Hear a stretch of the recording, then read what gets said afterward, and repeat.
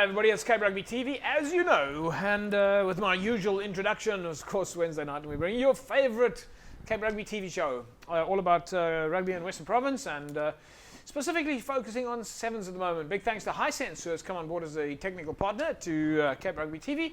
And then just a hint, folks, if you want to win for yourself a Hisense Infinity Pulse cell phone, then all you need to do is jump on Facebook and tell us who is the official technical partner to Cape Rugby TV, and you can win yourself that fantastic little Hisense Infinity Pulse cell phone. We'll tell you more about that during the course of the show.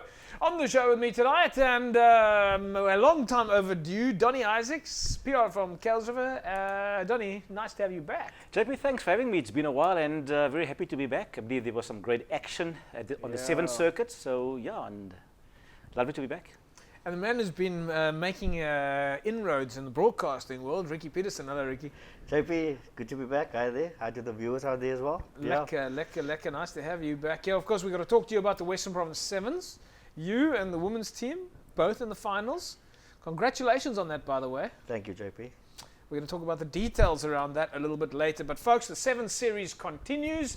And of course, it rolled out at Kells River, as it continues to roll out at Kells River again this coming weekend. We'll talk about that in a second or so. Lots of action on the day. The fans were enjoying it. And the Sevens series, the Western Province Sevens series, now certainly looks like it's starting to gain a bit of momentum and get the crowd behind it. Let's take a look at our first match highlights. It was Strand up against St. George's.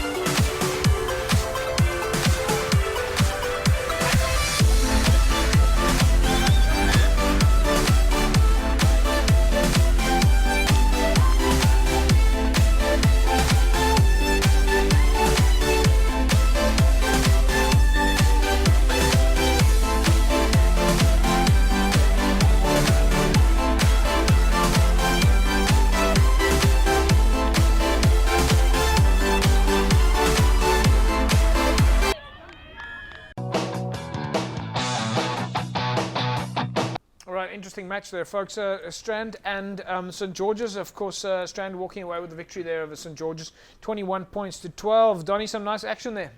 JP, yes, absolutely. A few players that caught my eye there was Jean Boyson. He's very good with ball in hand, and obviously the number 6. They call him Footer, so yeah. He's got good feet on him. Ricky, some of those guys got gas. The Strand. I mean, this is a bit of a derby as well. Now, going back to your Helderberg roots here, Strand and St. George's, you expected them to come out strong. Definitely. Look, these guys, they've been playing this game for a very, very long time, JP, and that is a derby. And 21-12, that's reasonable, a close score when it comes to sevens. So it's about just a try, converted try, separating them. And once again, these guys will run you off your feet. They will keep on playing to the bitter end, Strand and St. George's. I must say, for a second there, and Donny was asking me as well, for a second there, we both thought it was Solarians playing there, because Donny Strand's jersey was looking a little bit different. Yes, and for a minute I thought it was Solarians. Yeah. I thought, did we get it right this time around? And obviously, I believe that is one of the I think it was a jersey that they had from maybe another Sevens tournament or something to that effect. Let's take a look at some of the results now of the teams there. We're focusing on the Strand results here first. Strand were up against Peninsula, beat them 24-0. And then, of course, it was a 1-point win for them against Tygerberg. That was a close game. And then, of course, as you saw in the highlights package, beating St. George's. On the other side, let's take a look at the St. George's results. Now, we look at the flip side of the team that we just featured. St. George's went down to Tygerberg 33-0. They lost to Strand 21-12. They lost to Kalesriver 21-14, and they lost to Macassar 31-12. They really are struggling a little bit, St. George's. Let's take a look and see where they sit in the log, so you have an idea in terms of perspective. 13th place on the log on 40 points after 17 matches. Yes, a game in hand, one could sort of look at it that way. Top of the log, Durban, Stellenbosch, Strand, Tygerberg, but just looking at those two teams then, Strand sitting in a third place. So Ricky, if we look at the log there and we consider that Strand and St. George were playing against each other, St. George just didn't have a great day. They lost all of their games. But you can see that Strand, who we watched in the video there, you can see just how dangerous they are just by looking at their log position. I mean, they played 18 games. Okay, yes, Durban and Marties were not there on the day because they were playing in another competition. But Strand sitting number 3 on the log. Look, that doesn't surprise me, JP. These guys, when it comes to sevens tournaments, they've been blowing hot all the time. And if you look at St. George's with their coach bringing in some young players, they had a little bit of a roller coaster circuit. Then again, the coach will obviously build on that, and see that he'll finish strong in the tournament. If he makes the top 8, that will be a consolation for him. Yeah. If not, he will continue building with those young guys. Yeah. Strand didn't have Nazim Woods there on the day. What do you make of that? Well, and they still won all the games. So that's brilliant to the coach, knowing that one of their stars and pieces, Nazim, weren't there. He's a player you know. Well, I know him by the looks of things and the way he plays the game. Yeah. Good player. I think he's got potential. All right. Yeah. Just from on that note, when you're in a tournament like this, a sevens tournament, and you're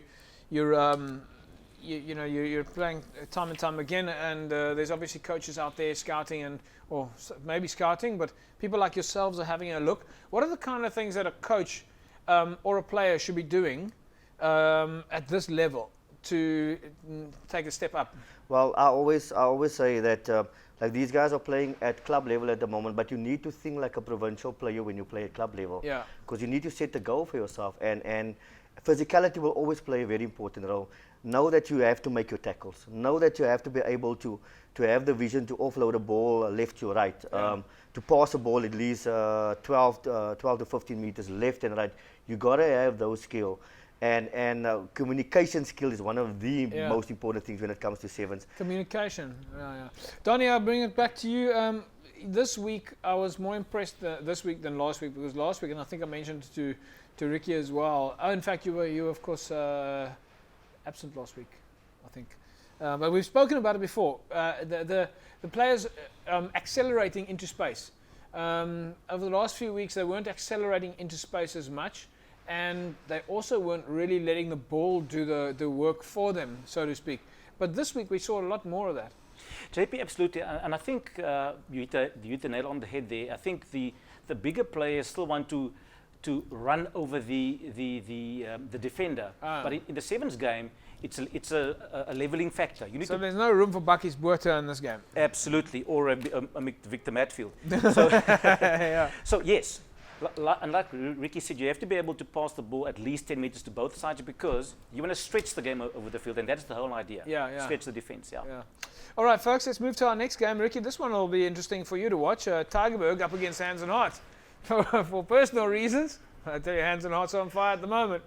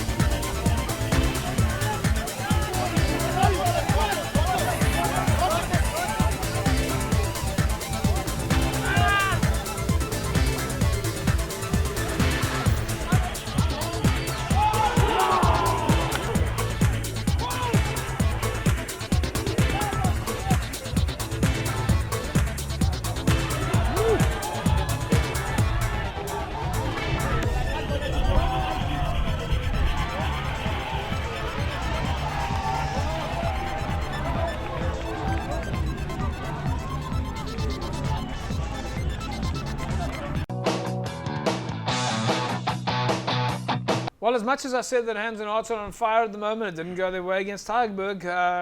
Tygerberg beating Hands and Hearts in 17-12.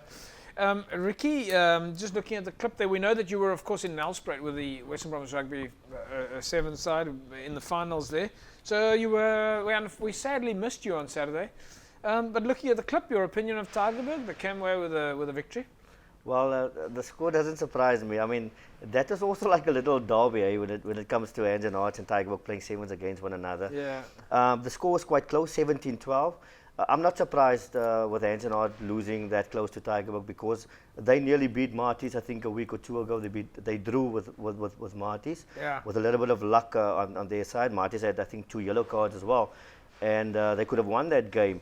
So Hands and Hearts, they always intend to come out against the big guns. We're going to look at their results in a second, but they, I think it was about the only game that they've really taken a knock on. We'll take a look at the logs also and see where Hands and Hearts is sitting. But Donny, a couple of big names in those 2 games though, eh? JP, absolutely. 2 players that really stands out for me is Alistair Frasenberg. He's the captain of Hands and Hearts, and he's the lock in the 15-man code. Yeah. So I think they also use this opportunity to sharpen their skills, which is fantastic. Yeah. And then obviously the 19-year-old Elray Brand from Tygerberg. Geez, got gas. Yeah, that was number 25, I think. Player 25, he's one of your boys, huh? Yeah, 19 years old.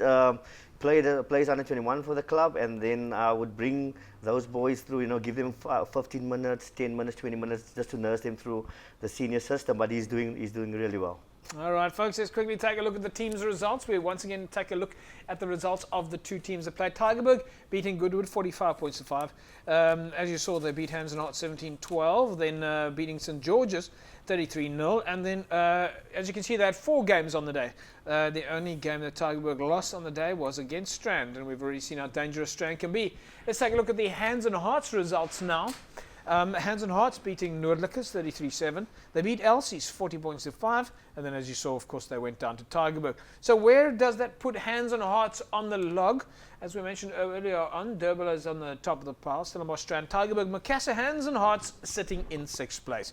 Let's take a look now at our next insert, the Western Province Rugby Academy up against Eerste Rivier.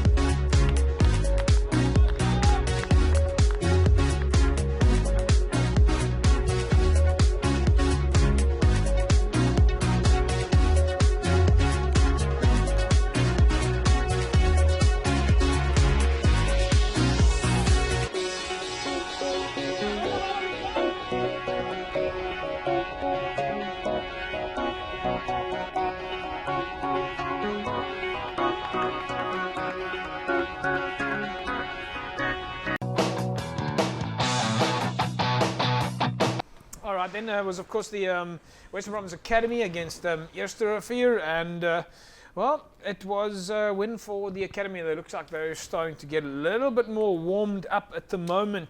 Donny, it takes a couple of games, but the Academy certainly now seem to be finding their straps. JPS, and it's a very well-balanced side. I mean, a guy like, for example, Jacques Oosthuizen, that plays flank for Hamilton's, and he's one of the try scorers there, brilliant player. And we might recall that he also got 2 Man of the Match awards. I remember that. Yes. Rick, you would recall him I think one of that he received it. Didn't he have a broken arm as well? Yeah, that's right. Yeah. he had. I remember that. So the boy showed some guts. It slipped my mind. Yeah, I think. In fact, I think that in that match he broke his arm, went off the field. Then they called him back on, on and again. then he. So it was a no-brainer. Anton Moorman, of course, gave him. That's Jacques Oosthuizen. Real soldier. Exactly. The top point scorer though, this Marlo Weich, Ricky Big Boy. Big boy, I looked at him for a while already. You know, I'm not saying anything, but he's got some potential that he can move. If a big boy can move, you know, in a game like sevens, he's got potential. So you're keeping your eye out on things. Yeah, definitely. Have you got a little book, like Definitely. a little book? I've got my little book. Really? I've got my little book. Has anyone ever seen that book? No, only me, myself, and Irene. You, yourself, and I, all three of you at the same All three time. of us. I've always worried about your little personality, or at least all three of your personalities. Let's look at the results there in the for the Academy. We'll take a look at them first. 4 games on the day. They beat Elsie's 29-0. They beat Goodwood 36-5. They beat Eersterrivier 26-0, and they beat Belleville 19-12. So 4 good wins on the run for the Academy. Meanwhile, on the flip side, let's take a look at the Eersterrivier results now. Eersterrivier losing to Durbell 33-5. They drew with Noordelijkers 40-0. They beat Whistling Wheels 24-21. And of course, as you saw in the clip, they went down to the Western Province Rugby Academy. Let's quickly take a look and see where they are on the log now. Remember, there's only 1 round left and it's the finals. Western Province squad 9th on the log.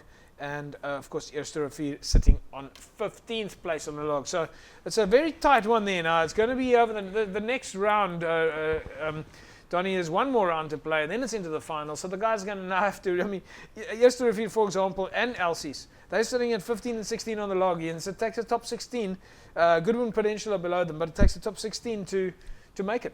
JP, absolutely. And I think on Saturday the guys will have a perfect opportunity. So I believe the fixtures, they're out already, so the guys will really have to come out hard and to secure at least a 16th place to carry on the competition, isn't it? It's make or break. Make or break, yeah. Folks, just a reminder then, it is of course Cape Rugby TV show, kindly supported by Hisense, our technical partner. And if you want to win for yourself a Hisense Infinity cell phone, then Infinity Pulse, great phone. If you'd like to win this, then all you need is tell us who is the official technical partner to Cape Rugby TV. It's a Hisense Infinity Pulse LTE L682 with KitKat Android, a 4G LTE dual 7.8 megapixel rear camera with 16 gigs of memory. So folks, jump straight onto Facebook and you could see yourself in the mix to win a Hisense Infinity Pulse cell phone. Just go there and tell us who's the technical partner to Cape Rugby TV. We'll be back after the break. Folks, it is of course Cape Rugby TV. Remember, you can find us on Facebook, www.facebook.com/Cape Rugby TV. Just a big thanks to our suppliers and sponsors. Hisense, of course, our technical partner. Belleville Glass, who came on board earlier in the year to support Cape Rugby TV. Evox Advanced Nutrition, the official sports nutrition supplier to Western Province Rugby and the DHL Stormers. And of course, CTC Sports. Right, folks, you must know then, it's time to start thinking about where it is that you're playing next year and what you'll be wearing. So when it comes to jerseys, then and shorts, CTC Sports is the apparel partner of choice. Durbell was up against Whistling Wheels.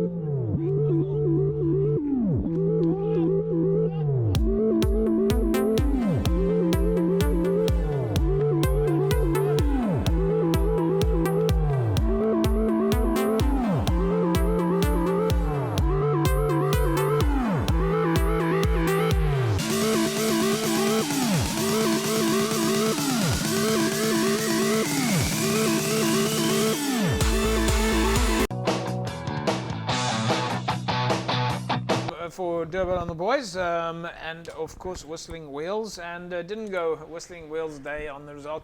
Now the result, I suppose, is a little bit flattering, Durban beating Whistling Wheels 24-0, but it was not an easy game. Whistling Wheels certainly out there and ready to have fun, and if I didn't tell you last week, Whistling Wheels has got a new coach, Elton.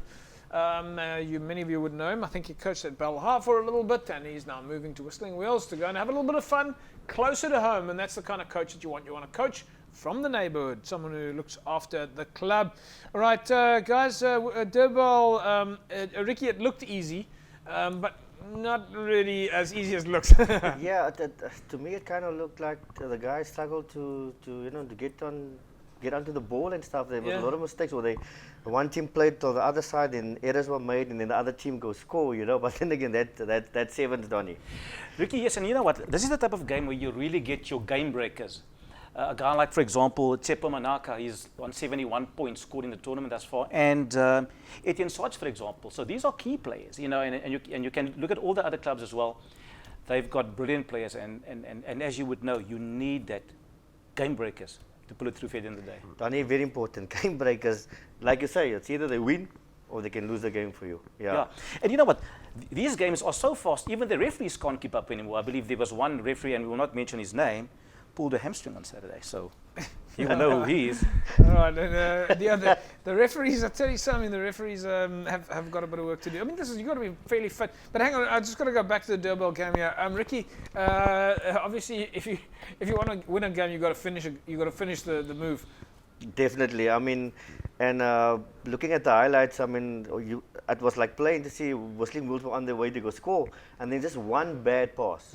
One bad pass turns into points for Durban. So why does that happen? Why is it sometimes? I mean, the same thing happened for Durban, I think. I mean, a couple of the things that we saw there was a lot of players were just about to score, and then they would pass and then about to knock the ball on. Why do we make a mistake on the line like that when really there's no one in front of us, or is it just experience? Or well, remember what I said earlier, JP, passing a ball left and right, and you can purely see the weight of that pass. The ball took a dip. You understand? And by that player running in the sport, he just wants a perfect pass. Just give the ball in my basket, and then he runs to the opposing. So let's just understand that a little bit, because I think quite often we just talk rugby and we forget that not everybody understands. When you talk about the ball taking a bit of a dip, explain that to us. Well, it's basically there wasn't enough weight behind the pass.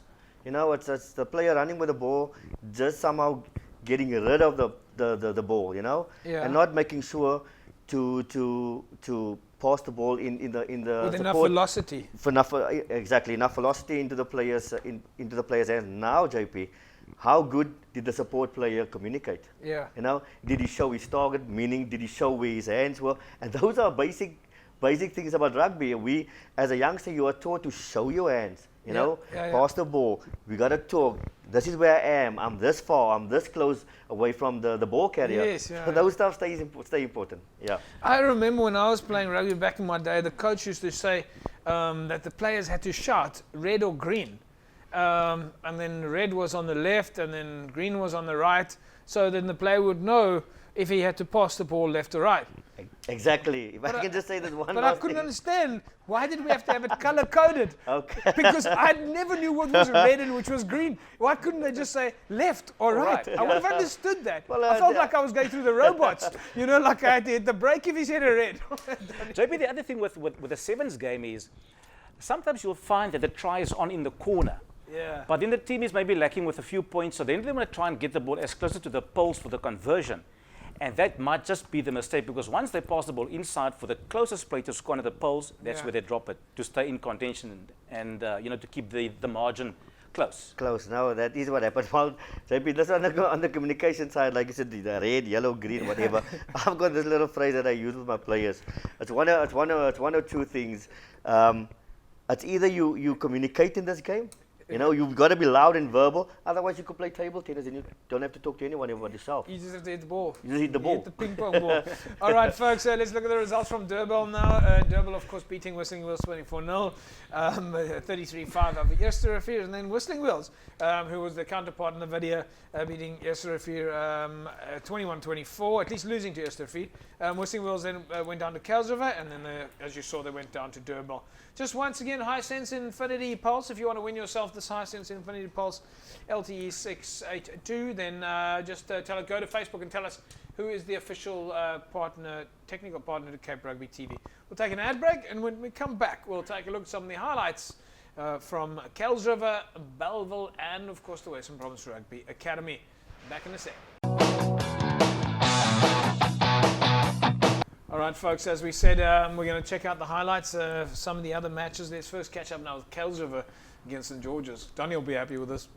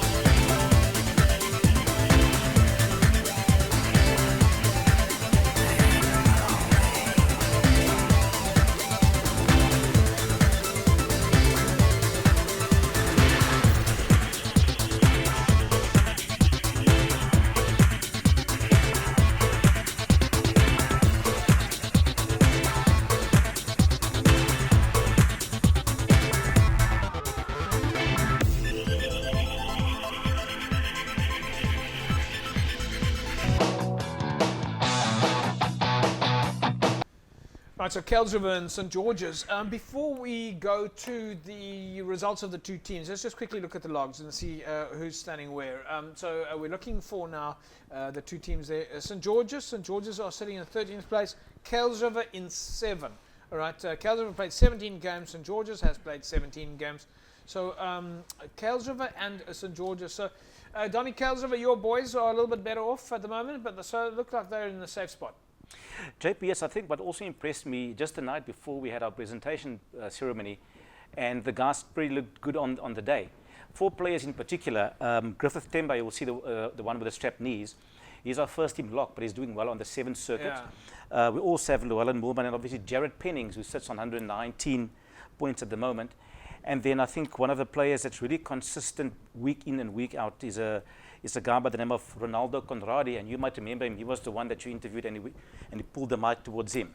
Nali Conradi, that's the one. Yes, yeah. But didn't you give him an award on Friday night as the most valuable player? In fact, Griffith, he walked away with 3 awards. Yeah. The Player of the Year and the... Griffith, not Ronaldo. Yeah, not Ronaldo. Okay. Griffith, so he walked away with... Well, let me just stop you there. I must just congratulate you guys on having a fantastic awards evening, and thank you for the invite. Thank you. It was one of those rare occasions where I could actually come and just sit quietly and relax, and fantastic evening.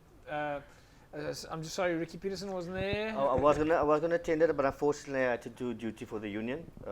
Obviously with the interprovincials.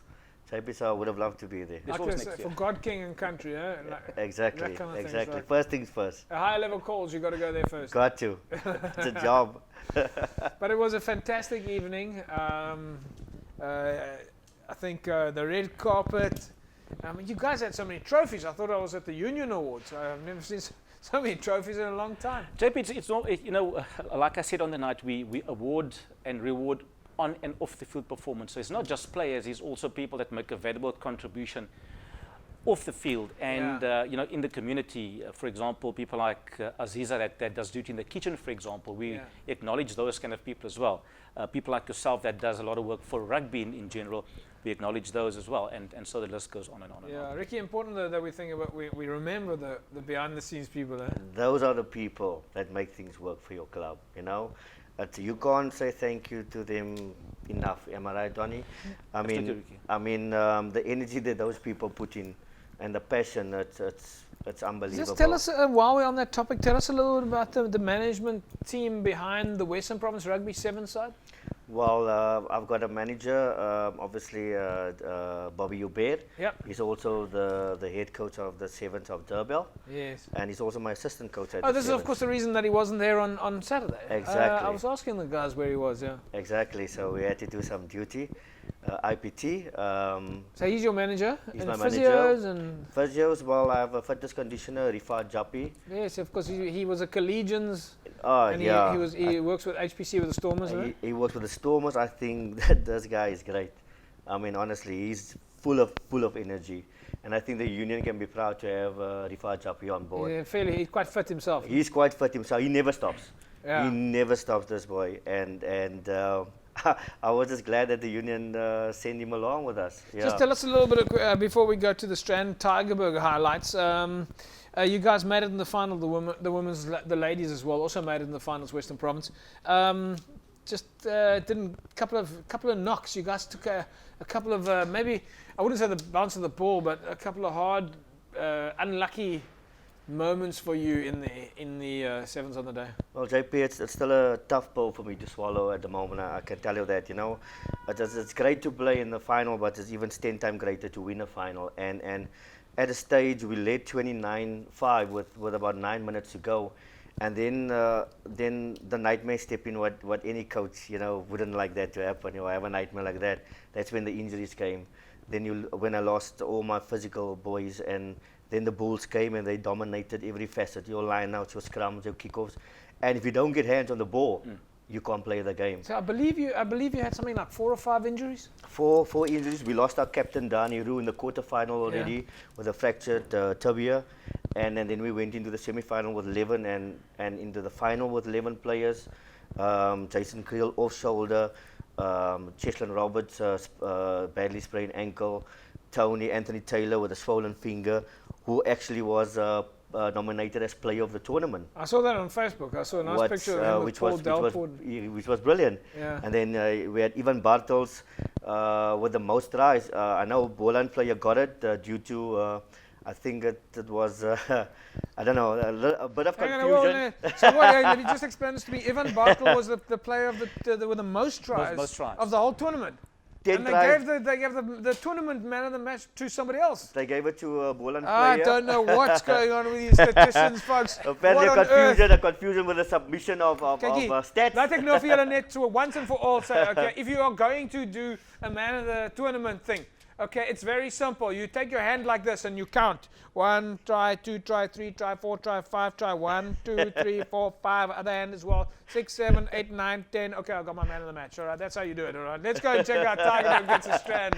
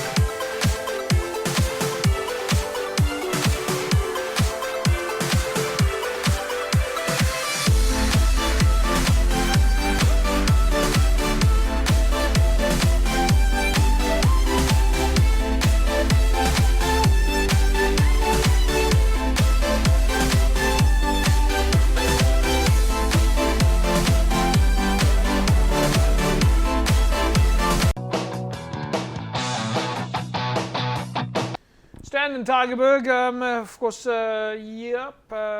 1 point difference. Ricky, 1 point only, Strand, Tygerberg. Well, there's 1.5 point. That's a win. that's sevens. And by the look of things, JP, it looks like Donny, that was a very high energy game, fast-paced game. So, between Strand and Tygerberg. Ricky, it works like this. Once if you want to call them the minnows for a lack of a better word, once they play the Super League teams or the bigger name teams, they love the game. And I mean, you could see the guys, they swing the ball around, and like you said, 1 point or not, it's a win. That's a win. That's almost as good as a mile, eh? Yeah. Yeah, but on the other hand, Donny, let's take a look at Western Province Academy now against Belleville.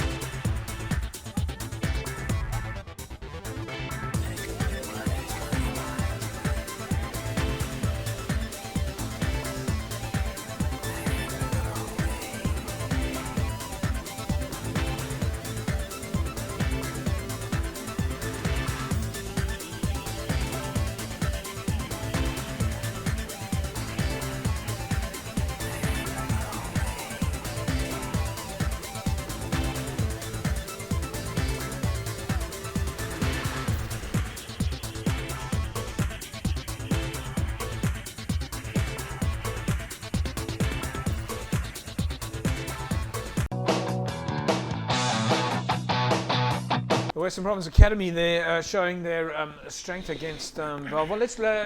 Well, we have actually, in fact, we've already looked at the Western Province Academy's trajectory, so to speak, in the sevens. Let's take a look at the logs, and then we'll go to the Belleville's results and see what they have to do. So Belleville at the moment, there you can see that they are sitting at number 11 on the log. So top 16, Durban, Stellenbosch, Strand, Tygerberg, Macassar, Hands and Hearts, Kales River, UWC, Western Province Squad, False Bay, Belleville in 11, and Noordelijke, St. George's, Whistling Wheels, Eersterivier, and Elsie's. Those are your top 16 that are heading to the top of the pile if they are going to keep playing. And it's interesting to see how the teams, I love this format.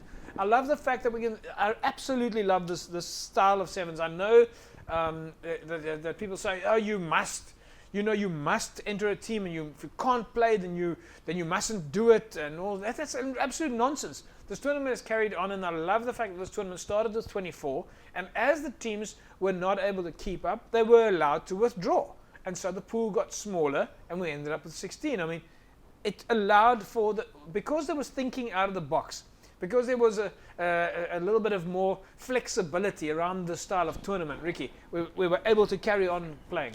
Yeah, I don't think that teams should be forced once they, your body can only take so much, JP, And like you said, it was we got 24 teams, and if you can't make it anymore, just too bad, Other teams carry on. But yeah. I mean, also the thinking, Donny, I want to bring you into here is, if you look at if you look at cricket, for example. It started off back in the centuries gone by as a 5-day test series, and then they came up with a 1-day test series, and then from there they turned it into the T20s, and then they started with night games. If you look at the rugby went from 15-man to 7s game, and then every time that somebody changed the rules, people said, oh, you're absolutely mad, you can't change the rules. I mean, there's absolutely no reasons why we have to play exactly the same format as the HSBC 7s. Considering the fact that if you look at the Varsity Cup, for example, they saw my pink ball, 20-minute breaks, 2 referees. You can change the game if you want it to carry on and be more exciting, and that's what you need to do to think out the box, and it makes this tournament survive. JP, absolutely, and one thing that I also like, if you score under the poles, you can drop kick from behind the poles back to the front. So absolutely, you change the games, and don't forget, we also got a tennis-side version of the game. But what I like about the sevens is more teams can now play. Which makes it nice. Well, so it's quick. I absolutely love the fact that we've got flexibility on this tournament, providing, of course, that the clubs agree. I mean, that's Ricky. You got to make sure of that. I mean, JP, our clubs are our union. Yeah. Let's be honest about that, So they have to buy in, they have to agree, and everybody's happy. Yeah. Everybody's happy. You've got to make sure that your stakeholders, you get them in a room, no matter what format you're going to come up with, but as long as everybody agrees to the new format. Exactly. Everybody needs to buy in. Yeah. Donny. JP, there's one thing that stood out for me on Saturday, and I made a point in checking it out. There's a lot of females involved in the game as administrators and off the field. I look at the statisticians on the technical side. They're all ladies. I look at Alice involved with LCs. I look at Yvette with Kelsriver. And 5 of the province girls got called up to the national squad.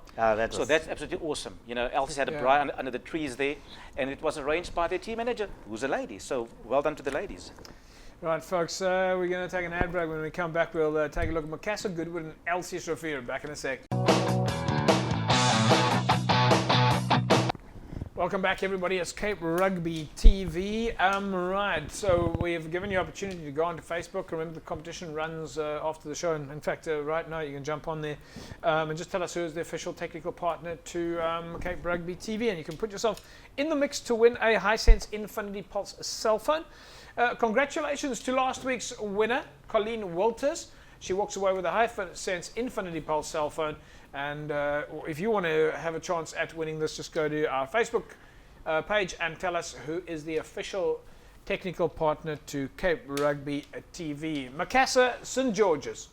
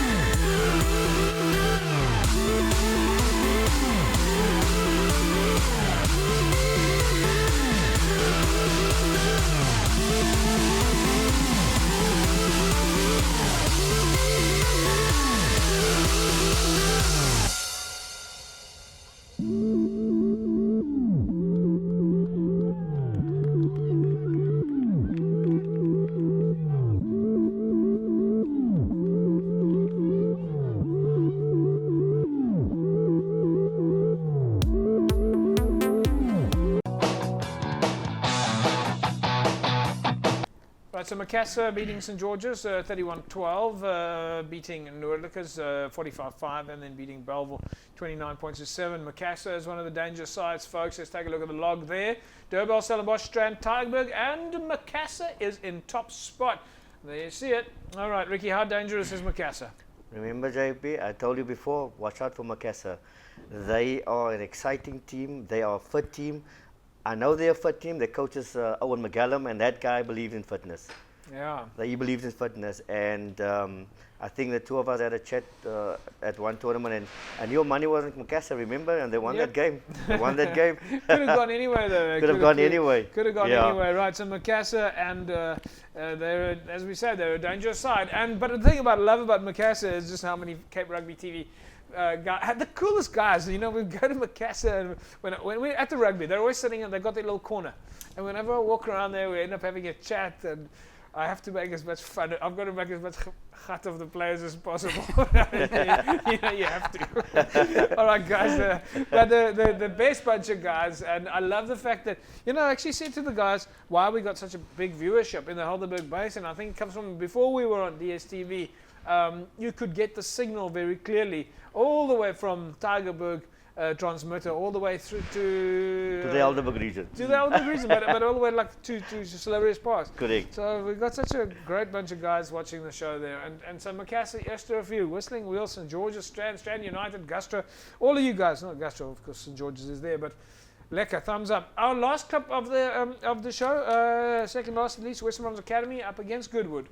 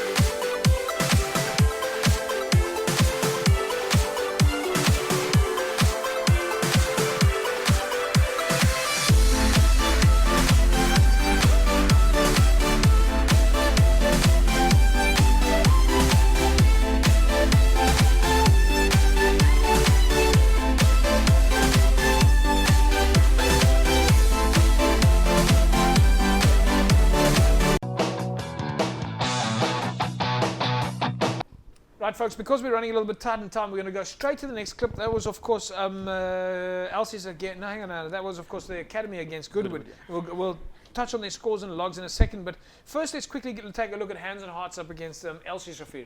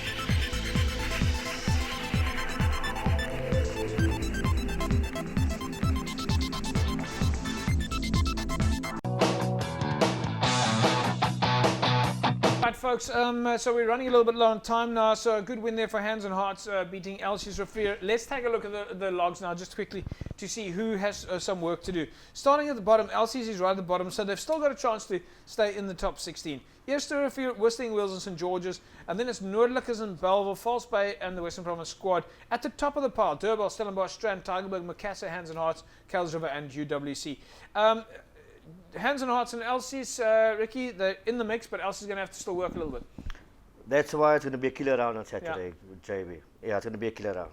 All right, and then Ricky, just going back to the first game, Western Province Academy, they're right in the mix there. That was the first one that we watched. The Academy, of course, they're beating Goodwood 36 points to 5. But if I look at the log, they are number 9 on the log, and Goodwood is, well, they're pretty much maybe out. Don't think they're going to be able to bounce back. They're on 17. All depends what's going to happen on Saturday, JP. They've got a few games to go, and they will have to gun for number 16 if they want to continue with the competition. So it's still tight. You can still make it in. Yes. Right, folks. This is the weekend, though. Big games again. I suppose, Ricky, everybody's going to come out now, guns blazing. Kuils River, all the fixtures again this week. I believe all the matches start at 1 o'clock, so the fans can come out there. But we can expect now everyone to have to lift it a game to make sure they stay in the top 16. Definitely make or break round. That's what I call it. That's what I call it. Donny, Yeah. can we expect some excitement at Kuils River? JP, absolutely. There's going to be a festive activity. We ask all the folks to come out with their braais. We will have some gazebos for everybody. There's going to be ice baths. We looked at the weather. Looks good. So please come out. Bring your braai and come and enjoy the day with us. Right, folks, as Donny Isaacs and Ricky Petersen says, it's going to be a jewel, as it always is, at Kuils River. It's nice and central. From anywhere you drive towards the Kuils River area, so you don't go too far. And that's part of the secret behind this competition, is that it's a nice and centrally located venue. There's a place for parking, lots of parking. There's like a braai place, there's like a caddy course on sale as well, so it really, really is fun. We're going to play out with a couple of fan clips and some of our players dancing on the side of the field. We hope you enjoy this. We'll see you on Saturday, kicking off at 1 o'clock through the afternoon, as we have a lot of fun at Kuils River with the Western Province Rugby Sevens. Make sure that you get down there. Remember, big thanks to our sponsors, Hisense, Evox Advanced Nutrition, Belleville Glass, and CTC Sports. We'll see you again next week. Same time, same place. Donny, thank you very much for joining me. JP, great being here and looking forward to Saturday. Ricky Petersen, hopefully we'll see you Saturday. Good to be back. Good to be back, JP. See you on Saturday. There we go, folks. That's a wrap. We trust you to enjoy the next couple of seconds as the fans have a lot of fun. We'll see you on Saturday. Bye-bye. Dit opgemaakt met Macassar. Dit is gewoon drie bonus, drie bonus.